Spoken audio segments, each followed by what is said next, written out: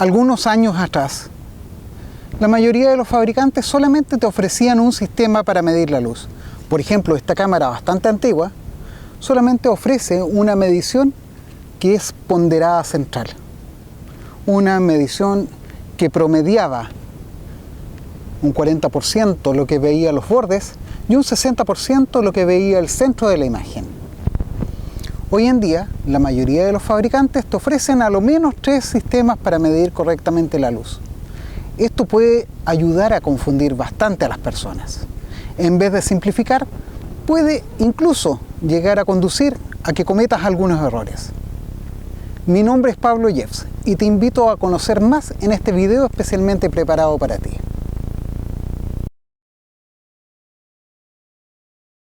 Si ya llevas algún tiempo haciendo fotos, debes haber experimentado o saber que tu cámara te ofrece diferentes opciones o métodos para medición de la luz y que dependiendo del que escojas, puedes llegar a obtener resultados asombrosamente diferentes.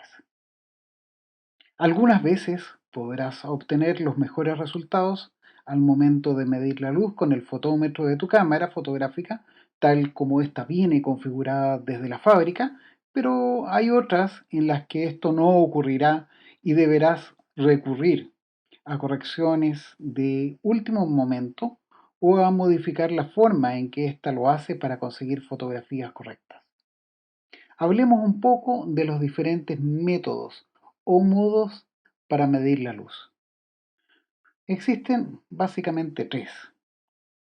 Se pueden llamar de diferentes formas según el fabricante de la cámara. Pero por ejemplo, podemos hablar de spot o puntual, que es un tipo de medición que se realiza sobre una parte del formato del visor, que generalmente es el centro de la imagen, y que sirve para medir la luz de detalles excepcionalmente importantes y su nivel de precisión es también bastante elevado. Otro de los sistemas es el multimodo o patrón. Este entrega ponderaciones específicas a las diferentes partes de la escena. Evalúa según una base de datos. Depende de programaciones de fábrica que no siempre están debidamente documentadas. Y también encontramos el sistema de medición ponderado o central.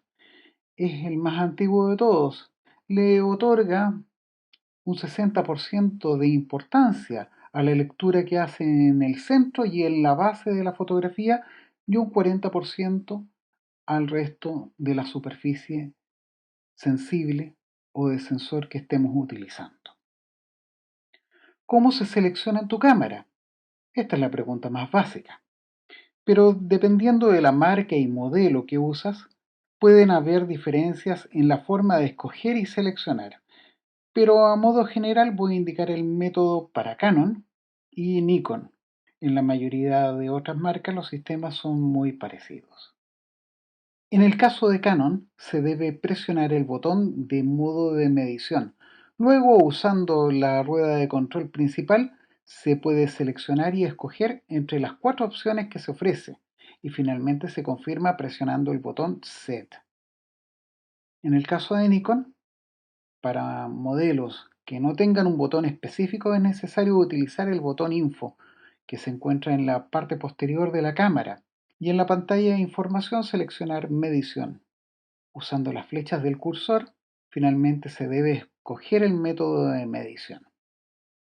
Mediante el histograma podemos llegar a saber cuántos puntos hay que mover la exposición hacia izquierda, subexposición, o derecha, sobre exposición, gracias a que en su representación se muestran franjas o bandas que indican cada una un punto de exposición.